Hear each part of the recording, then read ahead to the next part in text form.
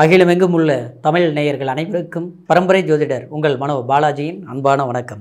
மிதுன ராசி அன்பர்களுக்கு சுக்கிரன் பெயர்ச்சி. இந்த பெயர்ச்சி உங்களுடைய ராசிக்கு அயன சயன போக சுகஸ்தானத்தில் ஆட்சி பலத்தை அடையக்கூடிய ஒரு காலகட்டம் இந்த சுக்கிரன் பெயர்ச்சி.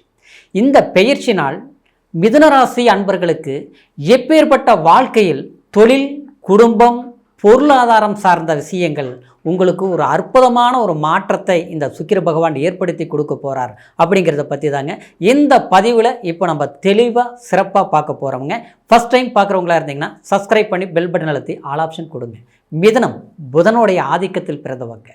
எப்போவுமே சுய புத்தி, சிறந்த அறிவாளி தன்மை, எதையும் சாதிக்கக்கூடிய ஒரு சிறப்பான ஒரு தைரியத்தை கொண்டவங்க தான் இந்த மிதுன ராசியில் பிறந்தவங்க. இந்த மிதுன ராசிக்காரரு எப்போவுமே பெருமாளை அதிகமாக வணங்கக்கூடியவங்களாக இருப்பாங்க. அது மட்டும் கிடையாது, கடவுளை நம்பி எந்த காரியத்தையும் செய்யக்கூடியவங்களாக இருப்பாங்க.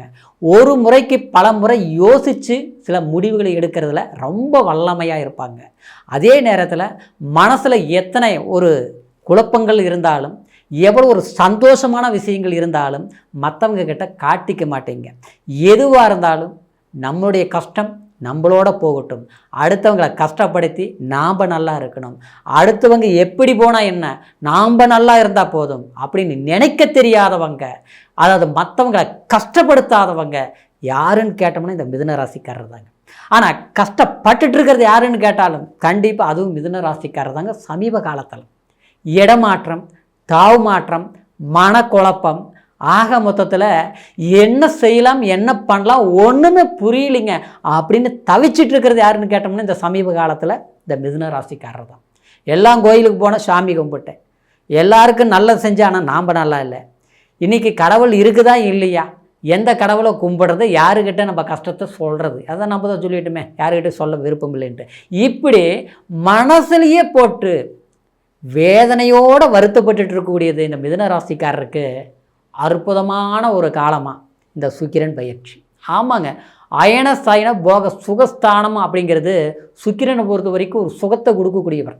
ஆமாங்க, 9 நவகிரகங்களில் பார்த்துட்டோம்னா சுக்கிரன் மட்டும்தாங்க ஒரு இளமையை கொடுக்கக்கூடியது. ஒருத்தர் பார்த்தோம்னா அப்படியே இளமையாக இருப்பாங்க, அவங்களுக்கு வயசு 50 இருக்கும், 60 இருக்கும், பார்த்து 30 வயசு மாதிரி தெரியும்.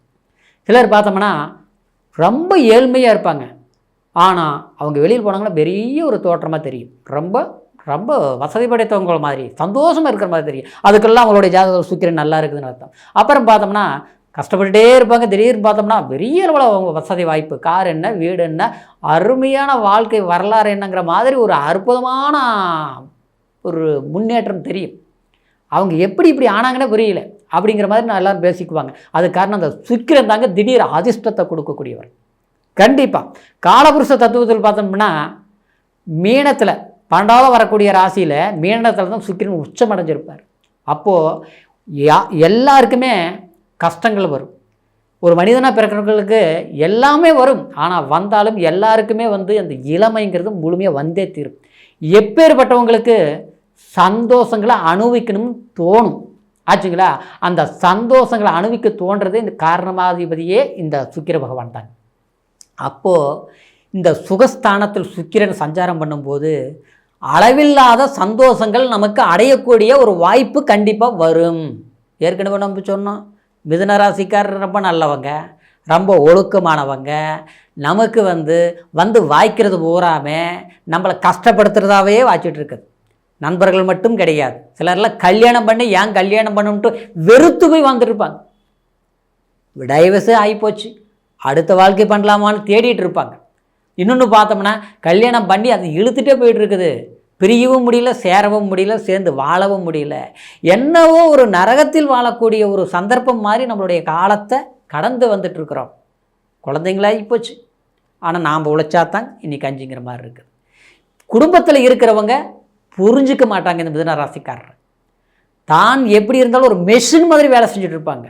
ஆனால் எப்படி இருக்கும்போது நமக்குன்னு ஒரு மகிழ்ச்சி, ஒரு ஆசைகள், ஒரு சந்தோஷங்கள் இருக்கும் இல்லையா, அந்த சுக்கிரன் நல்ல நிலையில் இருந்தால் தான் அந்த இப்படி இக்கட்டான ஒரு காலகட்டத்தில் கூட அந்த சந்தோஷத்தை இந்த சுக்கிர பகவானால் ஏற்படும்.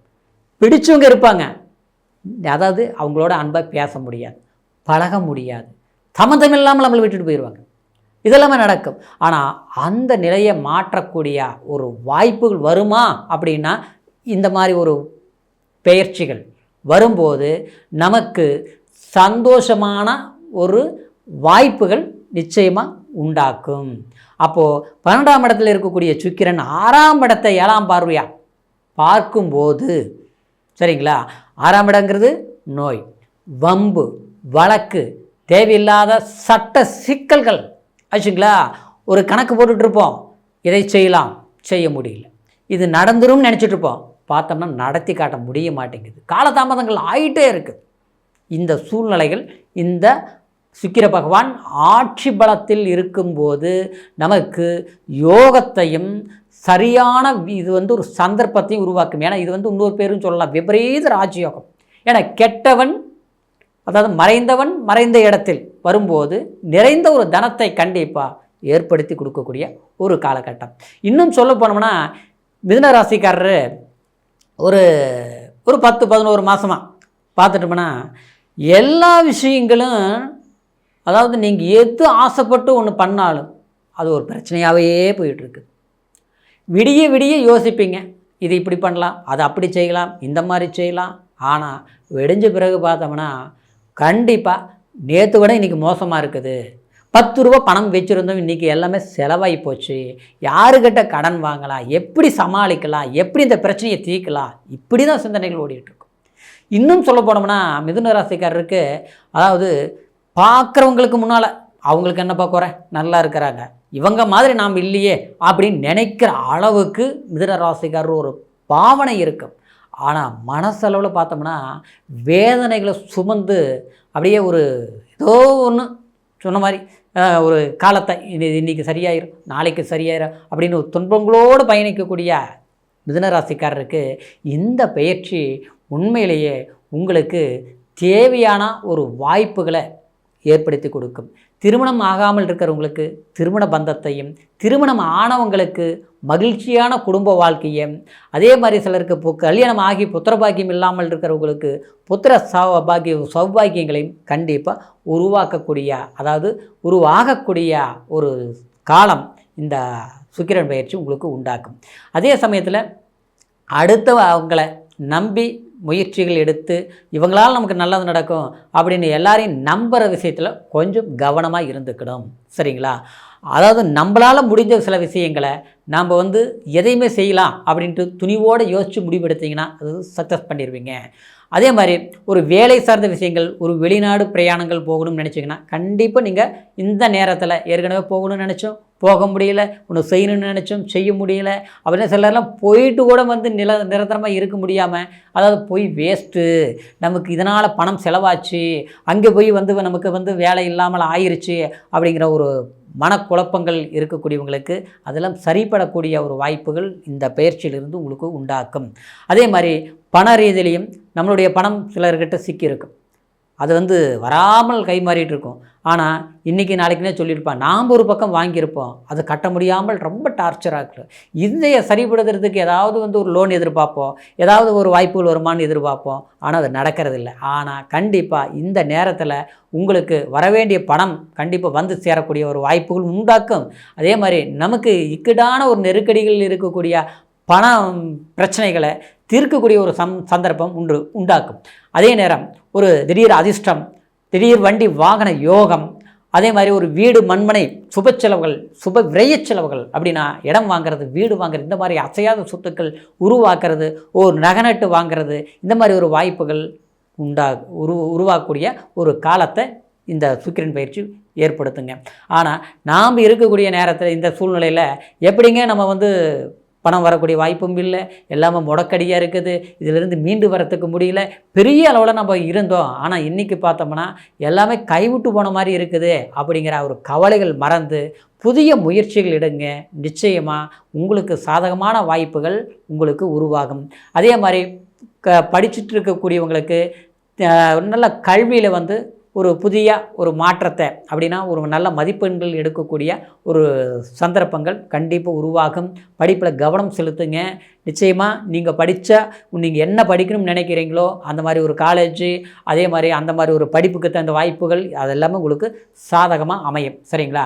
இந்த கலைத்துறையில் இருக்கக்கூடியவங்களுக்கு இந்த சுக்கிரனால் திடீர் ஒரு அதிர்ஷ்டத்தையும் ஒரு செல்வாக்கையும் நிச்சயமாக உங்களுக்கு உருவாகக்கூடிய காலம் இந்த சுக்கிரன் பெயர்ச்சி அப்படிங்கிறதுனால நிச்சயமாக புதிய மாற்றங்கள் ஏற்படுத்தக்கூடிய காலம்தான் இந்த சுக்கிரன் பயிற்சி. முயற்சிகள் எடுங்க, அற்புதமான வளர்ச்சி இருக்கும். இப்போ சொன்னது கோச்சார் அடிப்படையில் நம்ம பலன்கள் சொல்லியிருக்கிறதுனால உங்களுடைய பிறப்பு ஜனன ஜாதகத்தையும் ஒரு முறை பார்த்துக்குங்க.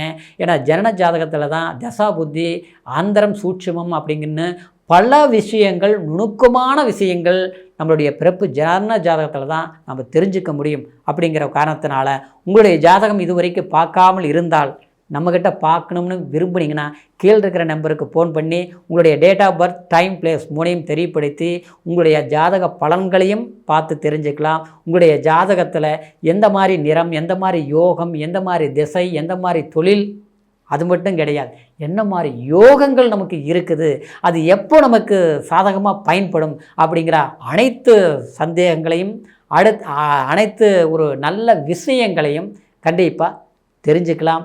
அதனால் பார்க்கணும்னு நினச்சிங்கன்னா கீழே இருக்கிற நம்பருக்கு ஃபோன் பண்ணுங்கள். மீண்டும் அடுத்த பதிவில் சந்திக்கும் வரைக்கும் நன்றி, வணக்கம்.